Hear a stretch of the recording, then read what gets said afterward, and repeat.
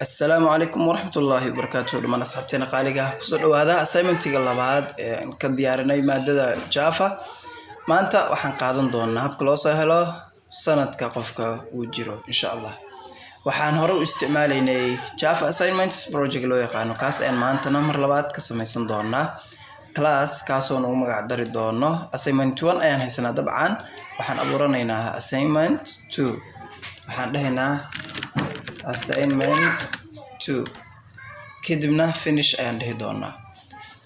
marka inta haysano ka bacdi shaqada uu koobaad aynu qaban doono waxay noqonaysaa inaan iska masaxno dhammaan commentiyada aan haysano si code-ka inoogu fududaado ama inoogu yaraado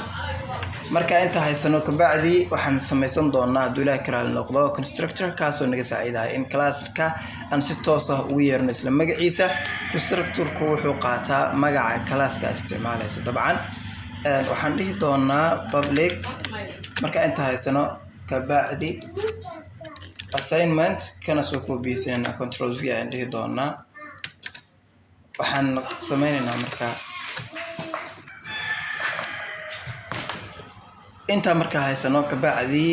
shaqada ugu horeysa qabanayno waxay tahay in waxyaabaha u baahanahay class-yada aan u baahanahay inaan helno si inooga saacidaan project-keena waxaa kamid ah scanner kaasoo naga saacidi doona inaanu keyboard-ka wax kasoo gelino sidoo kale waxaa isticmaali doonaa local agent loo yaqaano kaasoo inoo saacidi doona isagana inaan sanadka markaa la joogo aan helno marka koowaad scannerka aan ku hormarno scanner waxaa ka samaysan doonaa object loo yaqaano kb waxaan dhihi doonaa wuxuu la mid yahay new scanner halkan waxaan ku dhex qori doonaa system dot in ayaan ku dhex qori doonaa sida arkayso hadda scannerka nooma shaqeynayo dabcan wuxuu rabaa in loo soo import gareeyo library kaasoo ah java util scanner waxaa sameynaynaa intuu ku qori karnaa laakiin waxaa ka qurxan in halkan dul tagto cursor-ka intaad geysato kadibna control shift i aad tiraahdo boxkan yar kusoo boodi doona kaas oo ku leh kaas ma kusoo import gareeya kaas ayaa ka maqan dabcan waxaan dhahaynaa okay ayaan dhahaynaa kan waan soo gashanay kb-na waan kasoo sameysanay waxaa sidoo kale qabsan doonaa local date waxaan ka sameysan doonaa variable ama object local date wuxuu la mid yahay marka inta haysano cafwan waxaan sameysanaynaa objectiga aan ka qabsan lahayn kadibna waxaan dhahaynaa wuxuu la mid yahay local date mar labaad ku soo celi local date dot now intaana ila mid noqdo saa arkayso hadda local date isagana sidoo kale wuxuu u baahanaa inaan soo import garayno library waxaan sameynaynaa sida data oo kale control shift i marka inta aan sameysano kadib dabcan dot now dan ayuu nagu haystaa waxaan dhahaynaa dot now waatan labada waxaan ka tagnay qowseynka ka tagnay dabcan marka inta haysano ka bacdigeed waxaan sameysan doonaa variables ayaan si abuuran doonaa si inoogu fududaato marka koowaad variable integer sameysan doonaa kaasoo aan magac dari doono birth year ayaan ugu magac dari doonaa waxaan sidoo kale abuuran doonaa variable kale kaasoo isagana integer waxaan ugu magac dari doonaa current year oo marka sanad kala jooga current year si default ah waxaan ku soo heli karnaa local date aan ka heli karnaa idan marka objectiga aan kasoo sameysana soo qaadan doonaa dabcan oo ahaa date kadib dot get ayaan dhahaynaa oo arkaysa waxyaabo badan uu soo qaban doonaa date dot get afwan date dot get markaad tiraahdo waxaan soo dhihi doonaa year dot get year noo soo qaban dhihi doonaa idan marka waxaan kaloo sameysan doonaa integer kale kaasoo inoo qabanayo qofka da-da uu jiro hadda waxaan haysanaa integer afwan variable loo yaqaano birth year waxaan kaloo haysanaa variable loo yaqaano current year oo si default ah xogta aan u siinay waxaan kaloo haysanaa variable loo yaqaano age intoodaas ayaan dabcan ku falgali doonaa marka koobaad qofka ayaan waxaan ka codsan doonaa inuu keyboard soo geliyo da-da uu dhashay sanadka uu dhashay dabcan waxaan dhihi doonaa waxaan u daabacaynaa intan taasoo noqon doonta soo geli sanadka aad dhalatay markuu intaa soo geliyo xogta xaguu ku shubi doonaa xogta waxaa loogu shubi doonaa dabcan birth year-ka aan soo qabsanay idan marka birth year waxaan dhihi doonaa birth year waxay la mid noqon doontaa objectiga kb-ga ahaa ee ii xambaarsanaa inaan keyboardka wax kasoo geliya soo qaadan doonaa kb.next int ama integer kaas qaadan doona maadaama waxa soo gelinayo tiro ay tahay idan marka hadeer waxaan helnay sanadka qofka uu dhashay waa helnay waxaan sidoo kale haysanaa sanadka hadda la joogano haysanaa waxaan rabnaa inaan qiimo ku shubano current ama da'da qofka uu jiro inaan qiimo ku shubano saa ugu shubanayna marka waxaan dhigi doonaa age waxa uu ila mid yahay labadana kala jari doonaa marka koowaad waxaan ku hormaraynaa sanadka hadda la joogo oo ah current year soo qaadan doonaa waxa ka jari doonaa birth year-ka oo ah qofka sanadka uu dhashay inta marka helno ka bacdi waxaan qofkii u daabici doonaa dabcan sanadka marka uu jiro hadda waan haysanaa dhamaan xogtii aan u baahnayn sida sanadka qofka uu dhashay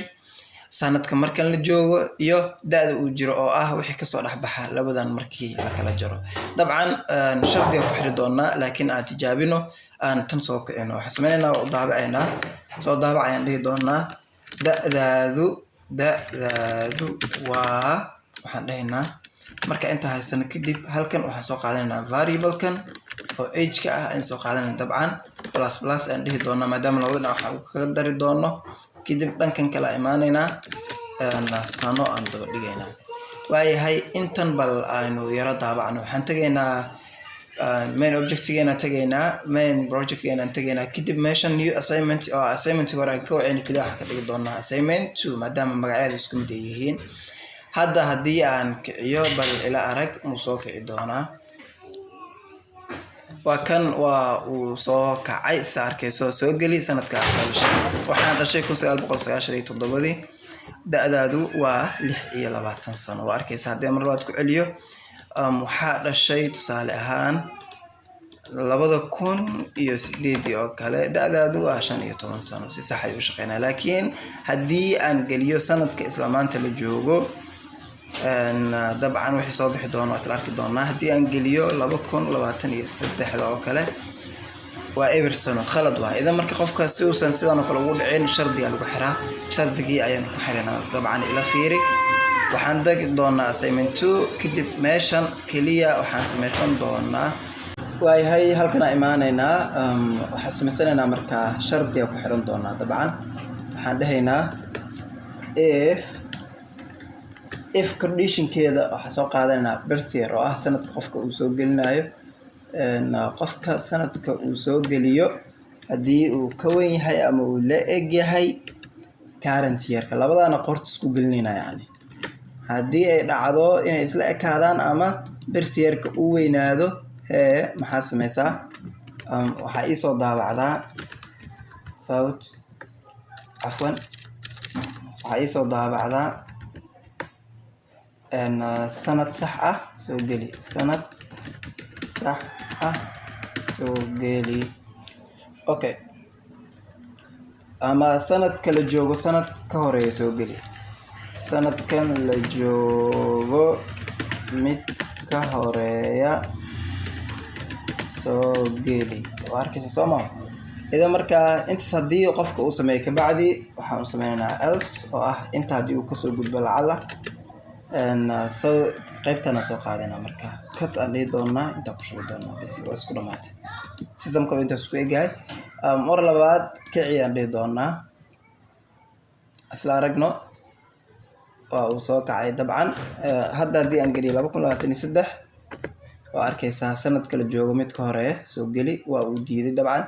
haddii aan mar labaad ku celiyo aan 2010 aan geliyo 13 sano jir